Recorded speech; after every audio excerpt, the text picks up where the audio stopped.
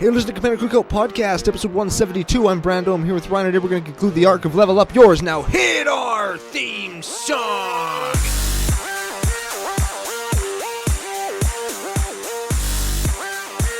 Hey, Ryan. We're back for yet another whirlwind adventure. How you doing? Good. What's going down? Whole ton is going down. We're coming to the end of yet another arc. We got some patrons to thank, some contest winners to announce. But before we do any of that, we got to thank our official sponsors, face-to-facegames.com. They're Canada's biggest Magic store. Very much so. Just did an order with them. I did too, and wouldn't you know it, the day that it shipped, one of my wish list cards came in. Ugh. Oh. At least it wasn't another mana crypt that you ordered after you pulled one out of your box. Oh, god dang, hey? Ooh. That's it.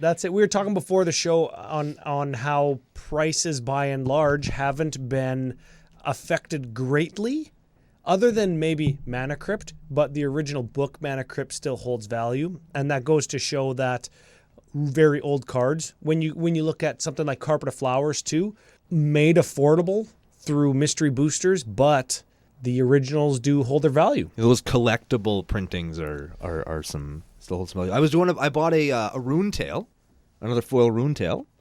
And the foil rune tail from the collector booster actually costs half as much as a regular one from Krapagawa. Yeah, and when you look at something like an eventide foil like Bloom Tender that didn't receive a foil treatment in Mystery, still insanely expensive, even though Mystery Booster Bloom Tenders are now more available. Yeah. So we were saying completely okay with all of those things. Yeah, every single thing that we just said, that's awesome. I would love to see more foil Bloom Tenders and more foil Mana Crypts in the world, but I'm happy with Mana Crypts being obtainable for half as much as they used to be. Yeah, like people can actually maybe afford them or attain them now, and that's really cool. Yeah.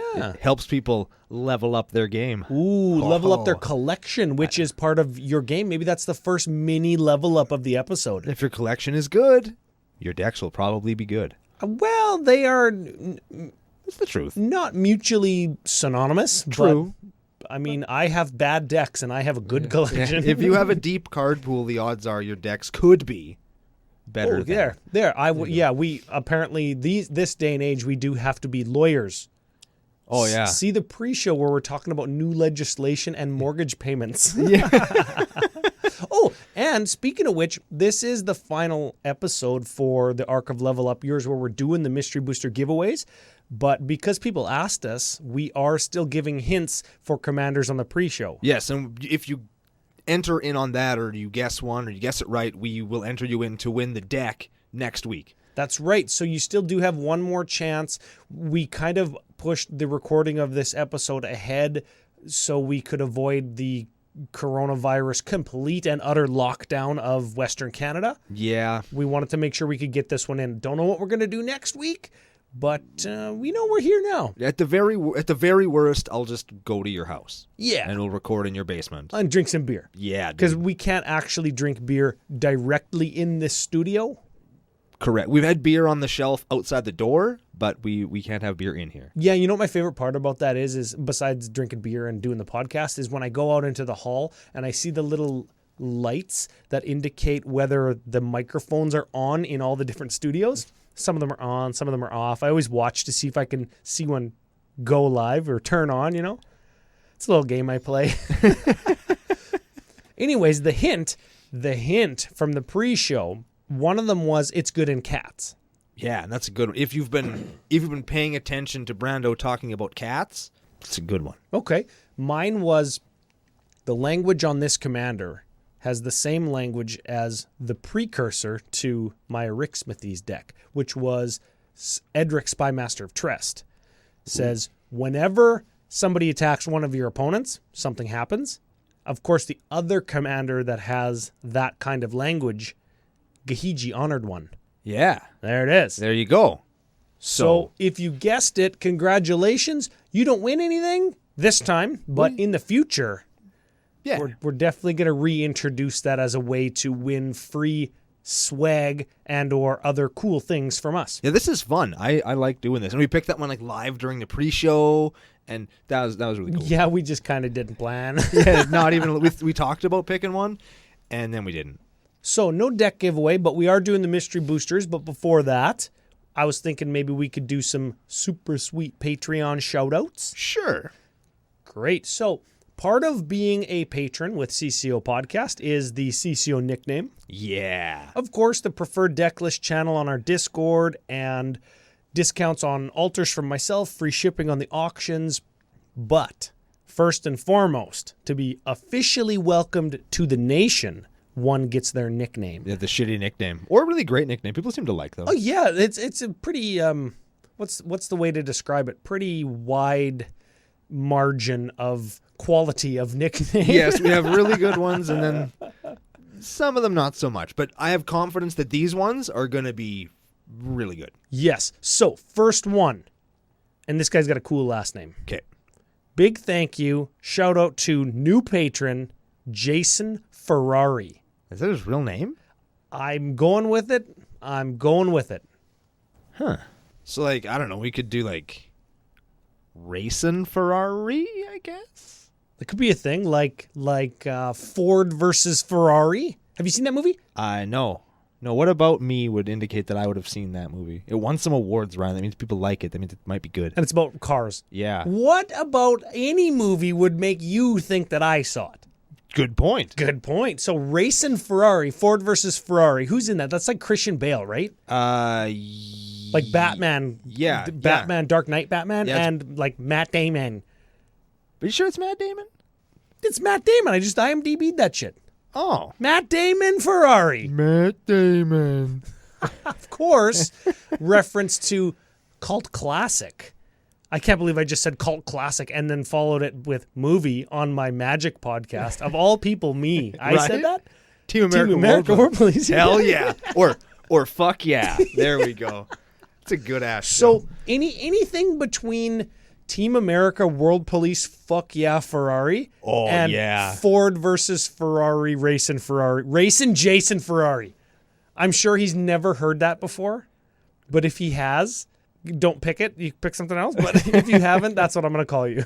That's how I'm going to remember it. I like those ones where they have choices. Yes. Choice is important in life, and so we give it to you here on the CCO Podcast. That's it. Like, it's your choice to stay home, but you should. Like, don't go to spring break and lick toilet seats. Have you seen that? You've seen it. You work in the news. Oh, yeah. Girls are licking seats in airplanes and stuff. Yeah. It's like the new Tide Pod challenge, except it's the Except people are actually doing it. COVID-19 challenge. I'm sure people ate fucking Tide Pods. Like one person. People are dumb. I'm sure one person had a Tide Pod, and then it was like all over Reddit. It's like the spoonful of cinnamon thing. Remember that? Oh, yeah. That one didn't get pulled down off of social media as fast because it wasn't like technically hurting anybody. But I think just the person's mouth who did it. it was one of my favorite things. 'Cause they just take the big heaping thing and think, "Oh, this is gonna be so good," and then like just the horrified look on their face, and they would cough, and like the cloud of cinnamon would blow. Oh, it's funny. Yeah. God, that's so good. If anybody wants to just eat a spoon of cinnamon and just like send me the video, I would watch it. At CCO Brando on Twitter. Yep, I will 100% watch it, and I will laugh. But don't do it because don't do any of the other challenges we were talking about. Yeah. You know what? If you competed in the Guess the Commander challenge, you can reply to the pre-show tweet from CCO Podcast on Twitter with your Commander guess. That's what we want. That's the challenge we want you to do. Yeah, those are the challenges we'll let you in on. The rest of them, probably not. Yeah, dangerous to your health and public health in general, so don't do them. Yeah. Next shout out. And this is a big one because this is a new Ultimate Tier member. Oh, shit. Yes. Okay. I messaged him, said thank you personally, said loves the YouTube content. Oh, that's nice. Thinks we're great. We approach the game very much like he does, which I think is true of all members of CCO Nation. That's why you're here. Thank you for being here. Yeah, very much so. And it speaks to us in spades when we go out and interact with people like in the wild. Yeah. Because everybody that listens to the show, likes the show, is very much like us. Everybody's cool. Yeah. Not as cool as us, but, you know. We're all cool, and we all have, like, rippling abs. Oh, yeah. That's something I've noticed about the nation is just abs everywhere. Yeah, I've been working out a little bit more since I've been staying at home more. Yeah. I got, like, 3 extra abs. Wow. Yeah, that's the next challenge. Stay at home and get more abs. There it is. Yeah, okay, yeah, sweet. Also been drinking a bit more beer. I don't know. Yeah, I've been having my post-work beer every day I get home. I'm like, you know what? Oh yeah, you've been like running to the bone. Oh, yeah. Hey, It's beer 30. Fuck. And then at supper time, it's like, you know what I'm gonna have instead of supper? fucking beer. Yeah. It's not a coping mechanism, kids, but sometimes you just need a beer. It's not a coping mechanism, but Sometimes, you don't need shoes to run, but it sure fucking helps. Big shout out and thank you to new Ultimate Tier member, Charlie Parker. Good name. There's got to be something there. Well, there's Chuck Parker like Chuck Taylor. There's Charlie Parker like Peter Parker. There is CM Parker like the wrestler CM Punk. Ooh, I like that one. Do you think he's in like a bad direct-to-DVD B-horror movie where he fixes up a house and then instead has sex with a ghost and then kind of dies off camera and then just doesn't show up in the rest of the movie? There's so many questions. First and foremost, how do I work in B-level movie? Can I call it a C-level movie? And can I call him C-movie Parker? That's like CM Parker? Yeah. Second question. How do you feel it when you have sex with a ghost? You can't feel them. Well, he didn't know it was a ghost. How did he know he was having sex with it then? Well, because he could see it, but he didn't know that it was a ghost. That is only we know it's a ghost because we're like watching the movie. The most VR type shit that Pornhub has to offer. You know how you get the head goggles and the special cam girl thing? You can't even feel it? It's like some next level shit. It's like that's like GR. What's the G stand for? Ghost. Oh man, I want to get some of that GR. Do you think I need like a premium membership for that? Of course, I need the head strap and a different kind of phone. And yeah, those things are expensive, man. maybe I can put it in my Ninja Turtle mask I was talking about on the pre-show, that I won't need to wear a toque inside of it. Yeah. Listen, if everybody who downloads the podcast just watched the pre-show, they'd understand. That's true. And you should watch the pre-show. We work very hard on it, and it's funny. Well, we don't work super hard on the pre-show. Sometimes we don't even plan, but it's super lots of work, Ryan. the rest of the stuff we do actually talk about and meet and have to buy stuff, and the editing, despite what you may think. Video editing's hard, man. It takes fucking time. It is much more difficult than I thought. I'm getting worked up. You fired up?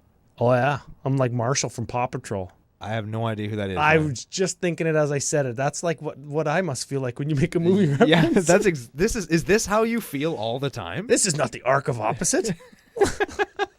Man, we got to do another one of those. We always reference it. That was fun. That was a good time. Counterless Simic. Combo Boros. Yes, Combo Boros. Oh. Hey, I was looking through all of our CCO podcast deck list on Tapped Out, looking for my Bryon Stoutarm one, and we've done Bryon before, but not my deck. Oh, I seen that combo Boros one, and I was like, dang, that was a good deck. Man, speaking of Boros, on Twitter somebody asked like, "Hey, while you're in quarantine, what decks are you working on?"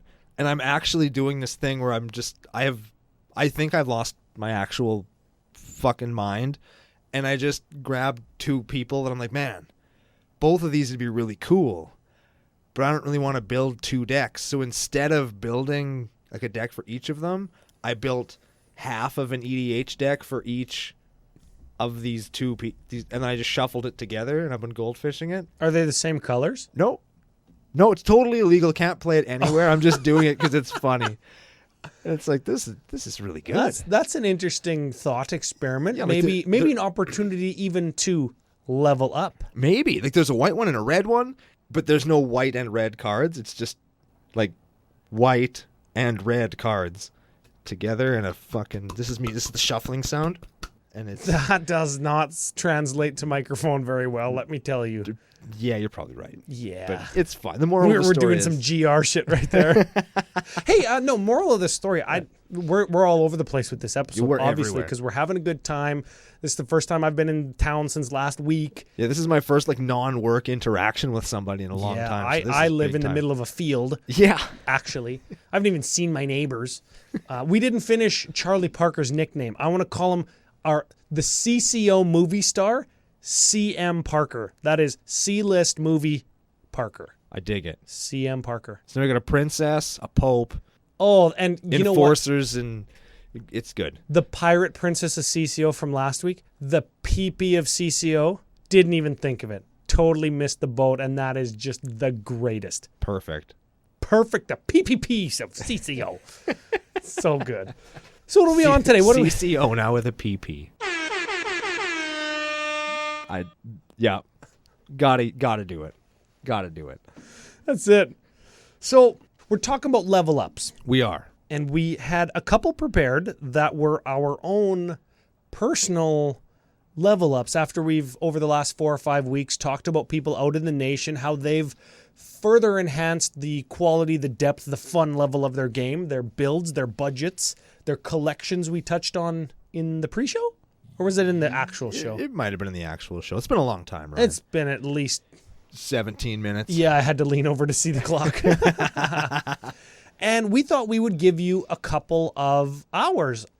Before we do, though, how about we give away our first pack? Let's give away some packs. First pack giveaway comes by way of Twitter response to the pre-show, whatever number it was. I don't know because they all just go into an Excel file, then I pick one. Right. So obviously this person guessed the commander correctly based on the hints in the pre-show at PanPanUnbroken on Twitter. Winner of a couple brand new, shiny, unopened mystery booster box boosters. I didn't open a Ristic Study or a Demonic Tutor so that you could. Oh, 100%. Yeah. There's definitely a second Mana Crypt in that box. 100%. I've seen a double Mana Crypt box. They do exist. Sweet. Yep. So, PanPanUnbroken engages with us on Twitter frequently. Get at us. Send at CCO Podcast a private message. DMs are open. And just let me know your address. We'll get those out in the mail. And you can give us sweet, sweet pack pull picks. Yeah. I just made that up. That's another alliteration. I like alliteration You a can whole be lot. you can be the second PPP, pack pull picks of CCO Nation. Pack Pull Picks Professional. Yeah. Yeah, dude. Give There me it some is. cam girl pick. Don't Google that. No. No. So, do you want to get into your first level up? Yes. What do you got? How have you leveled up your game?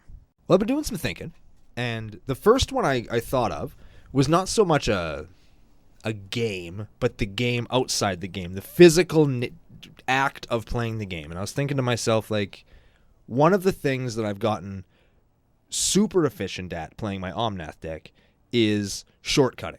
I think that shortcutting is important, especially in the early game or in a deck where you're doing a lot of physical searching and shuffling. It's not just about knowing your deck. It's not just knowing what you're going to find. It's about knowing how to do that and then cut through all the bullshit so that your first turn doesn't take 25 minutes because you searched twice.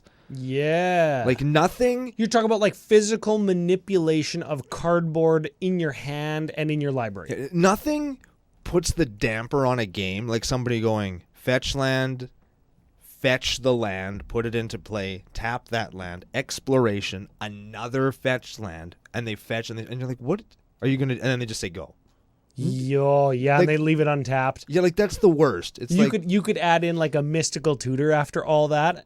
or and it it's even, like, or it even comes into play tapped. Like they do it all just to have a bunch of tapped land. And it's like, dude, like you could have just went, I'm going to fetch for this, I'm going to play this, I'm going to do this. Like, it's- okay, so yeah, it's quick. Break it down a little bit. That example you just gave, fetch land, exploration, fetch land. How do you do it on turn one? I go fetch land, and then I tell everybody, I'm going to crack this for, let's just say a forest. I'm going to get a forest. I'm going to play this exploration. I'm going to play this fetch land right here. I'm going to crack it too, and I'm going to find whatever. So Go basically ahead. you go, you take 3 cards in your hand. You go, I'm going to do this fetch land and this fetch land, and you lay down the exploration. This is how I'm going to do it. Go ahead. And then you just like take the next turn, like your opponent's turn, to just say, here's my forest, here's my mountain. Yeah. And that just describing that, you're implying the shortcut that is just like 5 seconds of speech instead of searching your deck. Yeah, and some of those turns can take a long time. And then when you get into the later game where you actually have to resolve those triggers, it's important to like know your stuff and just say, okay, I'm going to get these, and like I shortcut where I can to keep games from getting bogged down in me. Yeah, and rifling through I've cards, seen right? you do it where you're like, I'm going to Sky Shroud claim, Does anybody have any responses? Because I'm going to rampant growth with the two lands I get, and I'm just going to search for all 3 lands at one time. Those things sound like real simple, but I never really thought of doing that until I realized how goddamn long games can take when you search and shuffle, search and shuffle, search and shuffle, search and shuffle. Yeah, and like, it's typically common courtesy when you're playing with strangers to maybe extend your deck for them to cut. Not now with COVID going around, the COVIDs and stuff, right? You don't want your opponents touching your stuff. Now I can finally say, "Don't touch my rares," and people don't get offended. They don't get offended. They get affected. Infected. Yeah. So you just play 2 cards, announce that you're doing both, but like give somebody a chance to respond to the first one before you say I'm going to find the second one. Then you just find all 3 of them at one time. Yeah, just do it all and just be done with it. And just find places where you can do that. If I'm in a situation where I'm going to play multiple search cards in one time, I'll just do it. Do you have any problem with that? Okay, I'm going to do this one too. Is that okay? Yeah. Okay, let's just keep it. Because if you can search once, shuffle once, it just makes everybody's lives easier. Yeah, and you know what? It's funny in Omnath, not to drag it on too much, but it's like, okay, I'm going to search for these 2 fetch lands, and then I'm going to crack them. Then I'm going to play them from my graveyard, and then I'm going to crack them again. And then I'm going to play a Splendid Reclamation, and then I'm going to crack them again. So I'm searching for 8 lands. All you guys are going to get 16 from Purphoros, and I'm going to sacrifice all these elementals to deal 3 damage to you. Do you all die? Does anybody have responses? Yeah. And it's literally that fast. But if you were to play out and resolve all the game actions individually, we'd be like, holy Christ, you just win already? Yeah, and both of those situations are things that I was in, and the second one is the reason why I learned to do the first one. Yeah. Because because those things take a long ass time, and it's inevitable, and I know what's going to happen. I know where it's going. It's not like this is some indeterminate thing where I'm randomly going to I know that I'm going to get this many things, and I'm going to do this much damage, and everybody's going to die. Yeah.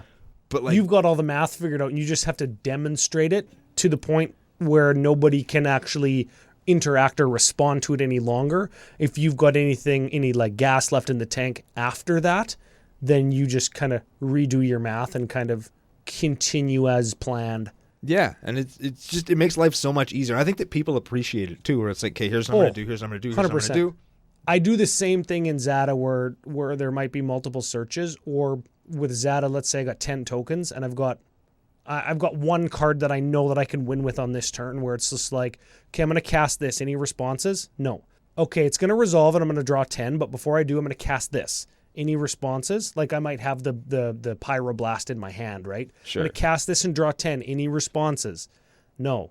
And or somebody might respond with like a rift or an instant speed, like a route or something. It's like, okay, in response, I'm going to cast this and this and this at instant speed to draw 30, and then then I'm going to draw all my 50 cards. Then I'm going to search through my 50 and say, here's the card I needed to win. Like, do you have another response? Right? I'm not going to pick up my 10 and then ask for responses again when I cast again, and then pick up my 10, and then pick up my 10, then pick up my 10. That's so fucking slow. Yeah, it just takes so long. Shortcutting effect. Don't skip over important stuff. Yeah, give everybody the chance, right? Just be quick, but be smart about it. How do you feel about the common thing, like on turn 2, 3, 4, 5, whatever, is like if somebody's got like a secure tribe elder, where it's like, okay, I'm going to cast this and crack it so I can search now, but I reserve the right to block. Are you in on that? Oh, I invented that. I'm certain I invented that. So you're pro reserve the right to block with Steve. I play that asshole directly into the graveyard. It's like a rampant growth. It's like, yo, I'm going to play this, and I'm going to find my land. If you attack me, I block. Yeah. First guy to attack me, I block. Even if you're playing with strangers? Yep. That's the thing. You just have to be a little bit more cordial with it, right? It's like, I'm going to search now, but just to save time on player 3's turn, so we're not holding up the game. Yeah. Just so you know, I still have this. Yeah, if it's turn 2, if it's later in the game, usually I'll kind of wait and see what they do because it actually matters. But to block chip-ins, just chuck him out. If you're gonna sack him, just sack him. You didn't even know you segued right into my level up. There we go. See, that was handy dandy. What was yours first one, Ryan? Well, you've heard me say in the past, both in person, probably across the table or across the room, in writing on the podcast, gotta get them chip-ins in, right? Yep. For a long time in the Commander community. I'm gonna go back to the phrase Commander culture. The Commander culture has been to not make enemies at the table. Sure. And we touched on it briefly recently that if your friends are getting offended or are your cutesy tootsy enemy for the game because you hit them for 1 on turn 2 or 3, Yeah. it's like your friends have the wrong priorities in game. Yeah, like I got in there with my commie of the butt crack, and you took 2 commander down. It's like, I'm gonna.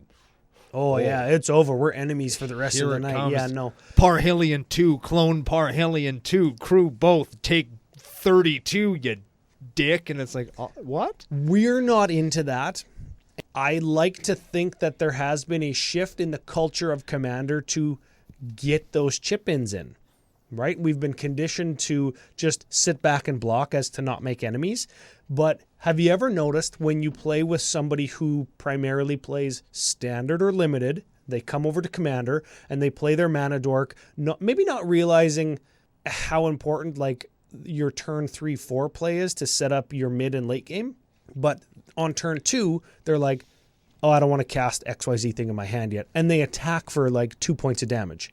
They always are on the offensive to get every little minuscule amount of damage in because that's the way that Magic traditionally has been played. And I think that it's important to move back to that type of culture where, and you have experienced it probably more than anybody else I know, where it's just like you're doing the math and you're like, God, and you're like pulling your hair up because you can get everybody to 3. Yeah. And if people had to just got them chip-ins. Yes, right. And like you kick your own ass when you don't get your own chip-ins. Sometimes you draw your Blood Moon instead of your Magus of the Moon, right? So you can't get your chip-ins. But on turn 2, where it's like, how come you didn't attack with that Wood Elves? Or turn 3, 4, whatever, Wood Elves, it's unblocked. It's like, get your 1 damage in. What are you doing missing that? Like, get in there. Like, how come you didn't attack with Zulaport Cutthroat? Well, I didn't want him to die. Nobody's going to fucking kill it, right? Or it's like... if somebody's wasting a removal spell on the Zulaport Cutthroat, like, so? Yeah. Or, you know what I always think of is, okay, let's say you've got your 2/2 commander, and I've got my 2/2 utility whoever. And everybody else has got 3/3s. You can still get chip-ins because I'm going to attack my 2/2 dork utility whoever into your 2/2 commander. Are you going to block? Probably not. No, because your commander, like your deck is probably contingent on your commander being on the battlefield. Yeah. And I've gone even as far as this is how level up this has been for me. I've got my 2/2 utility dork. You've got your 2/2 commander. I say, that's your commander. Are you going to block with it? And they're like, why would I block with it? I don't want it to die. Oh, okay, take 2. And they're just like, oh. Ah, crap. And then the next turn, you're probably not going to block with that commander again, are you? And they just shake their head. No. Take 2. Take 2. It might be 8 damage you get in, right? That's almost, that's like 20% of their life. Yeah. You just 2/2s can get you there sometimes. That's man. it. So that's my level up. It's a good one. Get your chip ins. I got to keep saying it. Everybody's got to contribute. I mean, if the game ends, then play another one. Yeah, and if you make an enemy, well, they're probably not very good if they're getting mad at the first attack.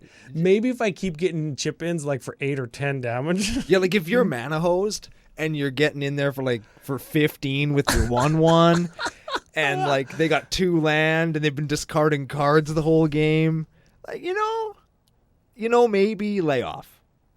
Yeah, I suppose that's fair, but I mean, but those early game swings for 2 or 3 or whatever, like, hey, whatever. here's an opportunity for another mini level up. Uh-oh. If you recognize that somebody is going on tilt because their deck is not treating them fairly, you're getting your chip-ins like you should be, and they're just bricking hard and they've discarded like a whole bunch of great ramp spells because they're stuck at like 2 mana. Oh, I've been or there 1 too. mana. I've been there. Because all the great ramp spells are at 2. They're stuck at 1 mana. If you can see some type of social change in their behavior, maybe just let off. Read the social cue is the mini level up there. There is a game outside the game. We talk about it lots. Maybe not as much as we should sometimes, but there is that game outside the game where at the end of the day, you're doing something fun with your friends. And if your friends aren't having fun, then somewhere something is wrong. And that might not be something you're doing. It might be on them. But there are things that you can do to reel them back in and be like, yo, man, I know I've gone on tilt before. I know that. And you've been like, Brando, you're being a fucking asshole. That's a real thing that you've said to me. Yes. And I'm like, I am. And then I sit there and I'm still pissed off. But you know what? You're an asshole in your own by yourself. Yeah. Until you're cooled down. Yeah, and I cool down a little bit, and then I'm back to having fun with everybody else. And that's a thing that happens too. And that comes from chip-ins, but that also comes from people searching their deck for too long. It comes from people having 35-minute turns that don't end with anything. Yeah.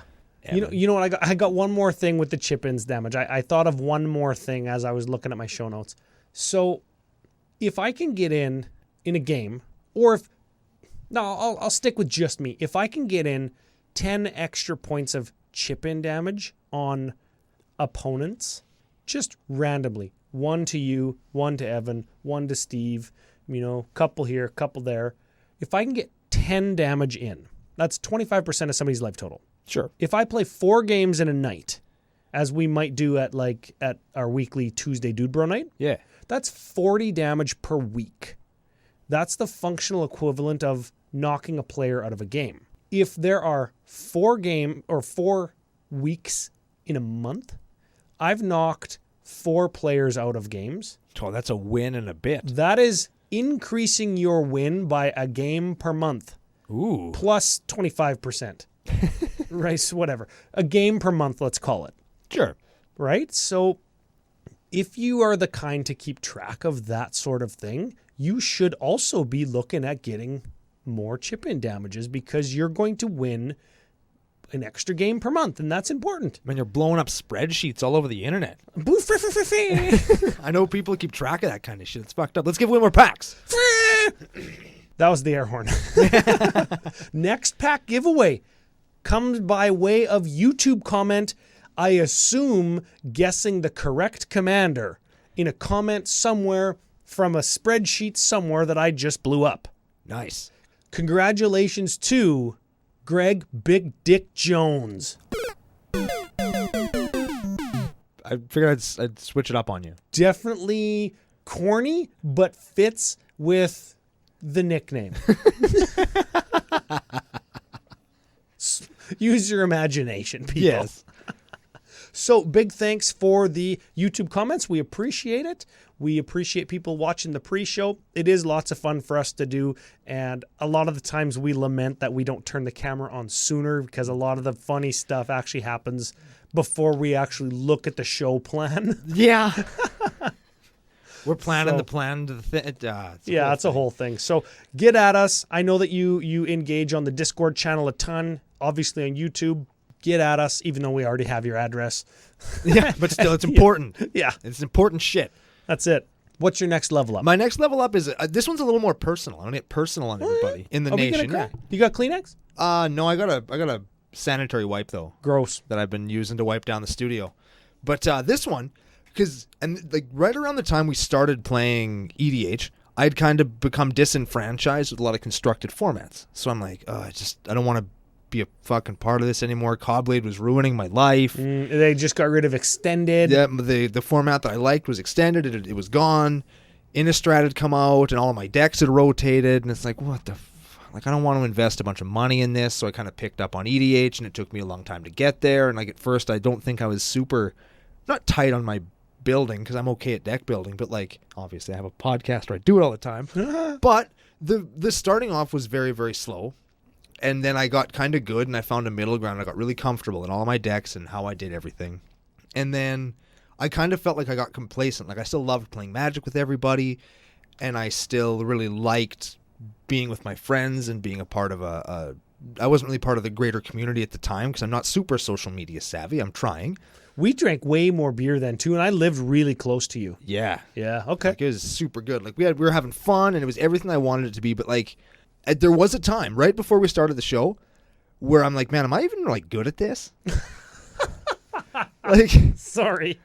And it's like, man, do I fucking just suck? Yeah, do I suck at Magic? Am I in a rut because I suck, or am I in a rut because I've just established a niche for myself and I'm comfortable here and I'm not pushing outside the comfort zone? And then when we started the show and I was forced to kind of push the boundaries and be a little bit more creative in how I did things and how I approached things.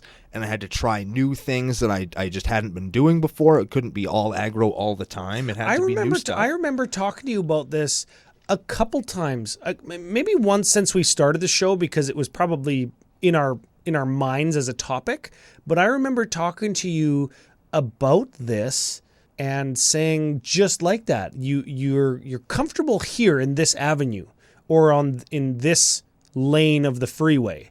And there's all these other lanes. Like there's a public transit lane, there's a carpool lane. Yeah, there's an off-ramp where you like just burn it down and try something else. Yeah, right? Yeah. I remember talking to you about this before. Yeah, and like there came a point where it's like, and then we started getting a lot of great feedback from the nation. Like people listened to us and enjoyed us, and it's like, it was a huge like confidence boost for me to actually step outside of what I was doing and try something else. Me and the whole nation built a stacks deck together, and it was like my first control deck that I'd built in years, and probably your first one for the Commander format. Yeah, it was definitely my first Commander control deck, and it was like, so in starting the show and in interacting with other people and in pushing my own boundaries of what I know and understand and how I approach the game, I've become a better, more well-rounded Magic player. And on top of all of that, my confidence in doing all of those things went up too. You're supposed to say that we're subject matter experts in all areas of the subject matter. Well, we are now. Oh, yes. But at the time, we were still leveling our shit up. That's right. Well, we're deck building gods now. Well, but I back don't know before we about that. leveled up to that, we had to start small. And I think through the support of all these people and by playing games and by pushing the limits, which was the big level up, is you gotta push your limits, do stuff you're not comfortable with, try other shit. Don't just play all the stuff that you think is best.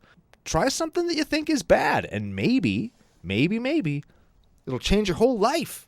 Yeah, you know what I think? One of the maybe the mega level up, or the meta outside of the level up game is communication. I don't want to lean back onto communication because we say that a lot. And whenever people that are skilled or strong communicators hear, oh, communication is key, they're all like, ugh, yeah, okay, whatever. What does that even mean? To people who are good at it. Or who aren't good at it, right? But what I mean by saying communication is key is not only calling you out for being an asshole if you go on tilt, but you saying something to me like, oh, no, not another combo deck.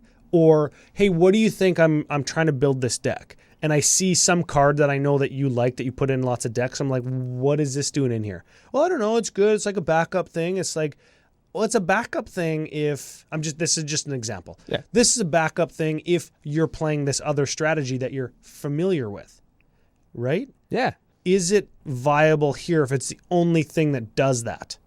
Oh, yeah, maybe. I didn't think of that. Yeah. Right. So cut it and put something else in that does further your strategy. And we're having a conversation, and you're getting some of my opinions, maybe on a different archetype, or maybe how to kind of plan a show to do a deck tech a little bit differently, or maybe for some people it's, how do you say your play group has too much combo? Well, just ask your play group what they think about how much combo is being played. Yeah. Right? How does your play group feel about, Fish Hulk in EDH if you're in CEDH? If you're a CEDH group, well, maybe you try and play games without it. Yeah, maybe you see how people just look at their faces when you play Fish Hulk. Just see. Yeah. Oh, here's one that I've talked to.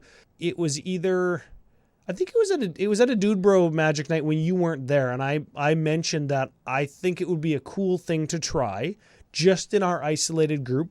No deck changes. Don't bias your deck towards trying to take advantage of this rule change, but it would be a cool thing to try collective commander damage.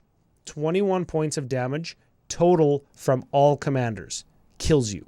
I thought that would be an interesting thing to try just to see if it was good, if it created better games. Like, every single person in our group has multiple decks of varying degrees of competitiveness. Sure. So if we had a large enough sample size based on that criteria and enough time to say, yeah, it's good or bad, could it be something that we could introduce as a house rule to make Voltron decks or aggro decks a little bit more viable? Maybe.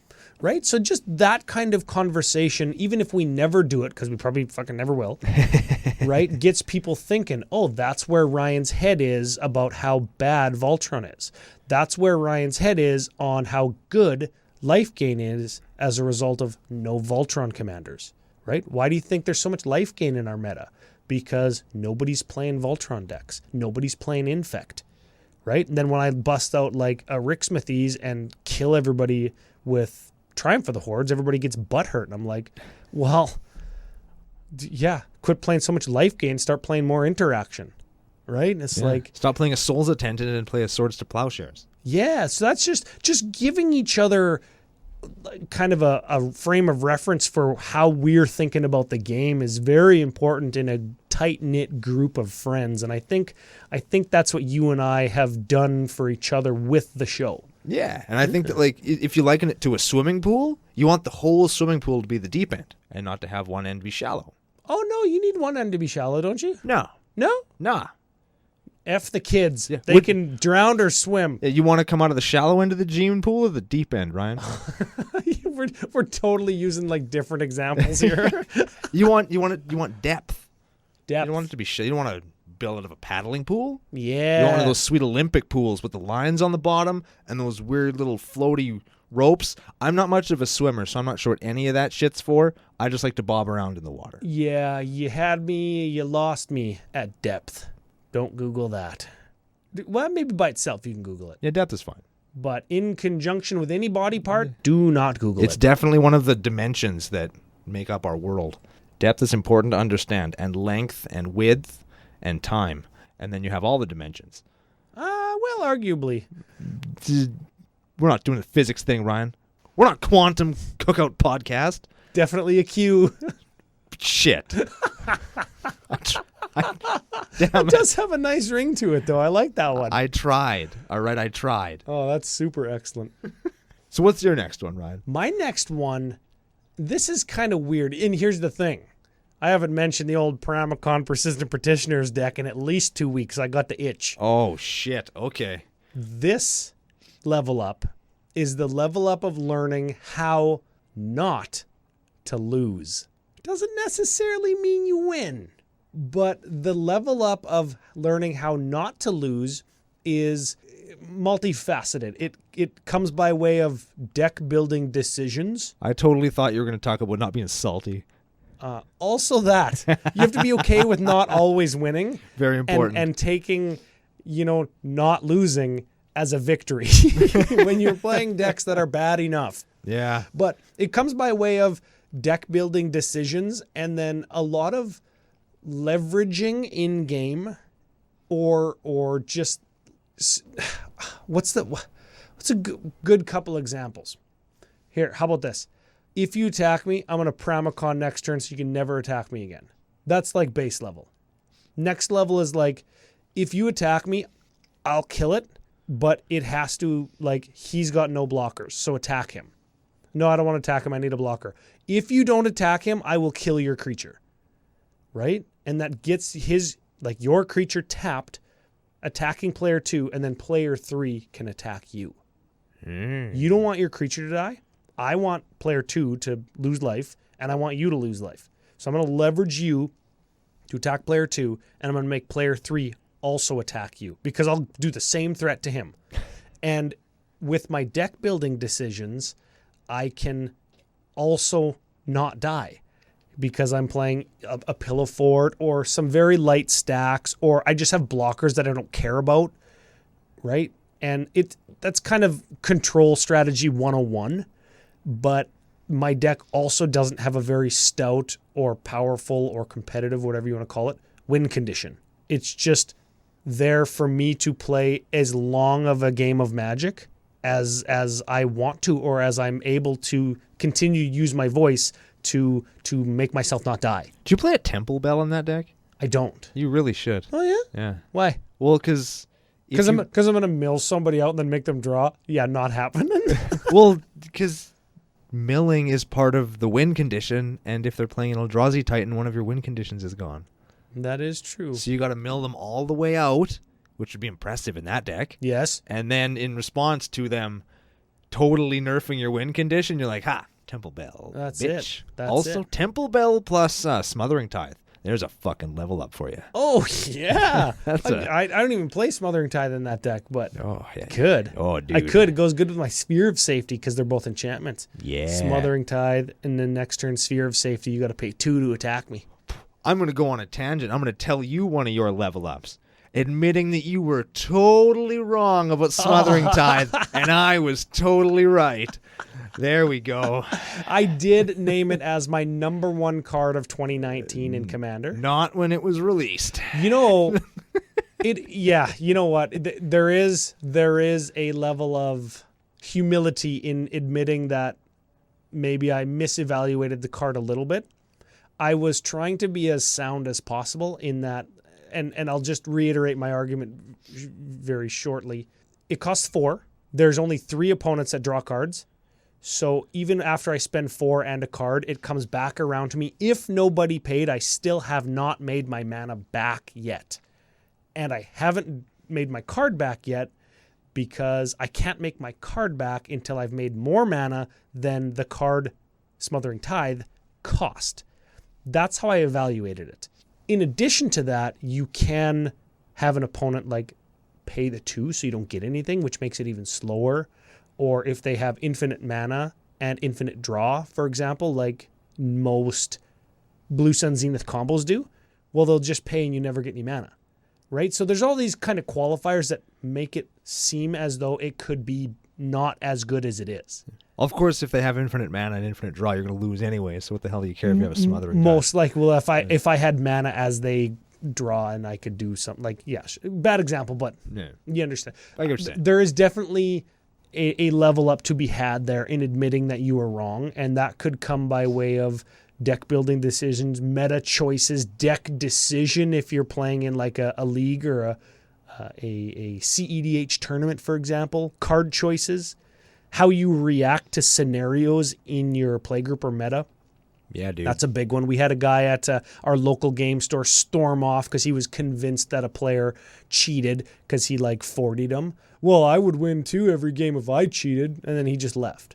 Yeah. Right? And he certainly made his opinion loud enough for the entire group, including the drafters down the hall, to hear. Yeah. Which is just so inappropriate. Yeah. And there is a level up to admitting that not only was that wrong, but he shouldn't have done it in the first place. And if you think somebody's cheating, you either punch them in the face or you talk shit about them behind their back. Well, neither of those are actually, you know what? There's a level up to be had here, Brandon. I don't think that either of those scenarios are appropriate either. Pipe in a playmat out behind the mall. Well, if you're Max Crandell, You know he might know it's coming now, so we might have to think of something else. Dude, we meme about that so much. There's no way he thinks we're going to do it. He has no idea what's coming to him. Watch him just show up with like a bunch of broken off beer bottles stuffed inside of a baseball sock. And he's just going to it's going to be like an old street fight from the 80s. Or he just wears a helmet everywhere he goes. Little does he know Better that get was my our Magic Fest helmet.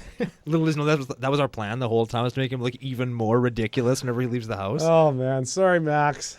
We actually like him. I do. I like Max Crandell, but sometimes you just got to dunk on people. That's it. So yeah, my level up, I guess, is learning how to not lose, and you can use your voice to leverage situations so people can not attack you. We call it countering spells with your face. That could be it. Yeah. Around here. Yeah. Yep. I like to maybe suck up as much damage as I think is appropriate and save my spells until whatever they're doing could kill me. And then you just stay alive. You always have it when they are ready to be lethal. If you always have it at that point, they're going to start eventually through the course of many weeks and games, just going to divert their attackers elsewhere by default because they assume that you have it. It's like that thing where you had the little kid and he was sitting there and they'd give him something fuzzy and they'd bang a pot, like 2 pots together behind his head, and eventually he became a fuzzy things. I have no idea what you're talking about. That sounds like some terrible scientific experimentation from the 40s. Yeah. That was one of the first psychology experiments. They made I think his name was Baby Albert or Baby Huey or so. I don't remember the kid's fucking name, but they just they'd give him a rabbit and they'd scare the shit out of him, And then they take the rabbit away and then give him a rabbit and scare the shit out of him. They did it over and over and over again. And eventually this man, when he was like 22, he was afraid of everything fuzzy. Oh, It ruined his whole life. That's like how you train dogs. Yeah. Except the opposite. Like everybody's like into positive And affirmations for dogs. You or give whatever. them some food, then you ring the bell and they salivate. And it's a whole thing. Positive and negative reinforcement. It's real shit. Yeah, you know what? Here, I'll go on my own tangent here, just because that was the second level up that I had planned, and then I want to thank all of our listeners again because Hell yeah. This was a good arc, and I very much enjoyed it. But before that, here's my tangent. Okay. You know how one of my old jobs taught employees, particularly workers out in the field, pure humiliation. That was like one of the superintendents told me one time. He's got his feet up on his desk. Pure humiliation is the most effective way to teach a group of workers anything. If one of them makes a mistake and you can make him feel like a fucking idiot in front of all of his friends, guess who's never going to make that mistake ever again? Him or any of the friends that were around. They made a movie about that, and it had Jack Nicholson in it, and Tom Cruise, and I think Demi Moore? You're asking the wrong guy. A Few Good Men? Oh, yeah. You can't handle the truth. Yeah, that was that. Yeah. That was all of those people. Yeah. That's what that whole show's about. It wasn't Jack Nicholson. It was Tommy Lee Jones. No, it was definitely Jack Nicholson. He said the line. He was the one that said that thing. I know. Add us on Twitter, at CCOPodcast, at CCOBrando. I'm totally right. I could be wrong. Guarantee I've been I'm wrong right. about a movie at least one time. But the point is, That's it. Did you have any other mini level ups or general level ups to cover before we kind of conclude the arc? I don't. You know what? I talked about my two big ones, the physical manipulation of your deck, learning to play it efficiently for the enjoyment of all, and the pushing your boundaries and pushing your limits of what you thought you liked about Magic and trying to discover something new. And maybe you'll come across something that you really, really like, and maybe you're in the process of writing an article about. Who knows? Who knows? Who can say? It can't be me. But yeah, like that's what I got. I think that those are the really big ones. Of course, you learn little things along the way, but I think that it's those big lessons that affect your game and affect how you approach the game and affect your life that are the ones that matter. I like all that. And of course, I talked about getting my chip-ins and making sure you're maximizing opportunities to, over the course of weeks and days and weeks and months, to win more games. Not as life-focused as yours, but a little bit more technical, which I think is appreciated to cover all aspects of what we're talking about today. And then, of course, how to not lose, leveraging situations and making your deck building style speak to how people should treat it. And don't be an infected urethra and get butthurt when you lose. Yeah, or get second, because I get second all the time. The second is awesome. It means that you were the last person to lose. You put up the biggest fight. You're Rocky, and Rocky won, dude. Oh, I guess so. They built a statue out of that motherfucker. That was awesome. I want a statue of me right in my yard as you drive in, hey? Dude, aliens are going to come to this planet and think Rocky Balboa. Rocky Balboa was a real guy. Rocky Johnson was a real guy. Before we go, it's the last big level up and you usually touch on this more than I do, but I wanted to touch on it this week. Big thank you to all of the CCO National Lights out in our community, because you guys are going through as shitty of a situation as we are, losing jobs. Kids are out of school, out of work. Everybody's out there coughing and sneezing or hiding from people that are coughing or sneezing. And you guys have not only stuck with us, you've been beacons of positive light in at least our communities. I don't know about other people's communities, but everybody seems to be in good spirits on the Discord and in Twitter and sharing things that are positive. And we've even got new Patreon supporters in light of all of the shit that's going on. So I super appreciate that. And I know we don't say it enough. And I made a couple posts on our Discord about it. I guess just general thanks to everybody who listens, subscribes, watches the YouTube, bids on the auctions, whatever it is. If you're here, we appreciate you being here, because without you, there wouldn't be us. So it does mean a lot that you guys give your time and your attention to us, because at the end of the day, the time and attention is like the most valuable thing that anybody can give to somebody else. So we really appreciate the minutes that you'll never get back that you have spent with us.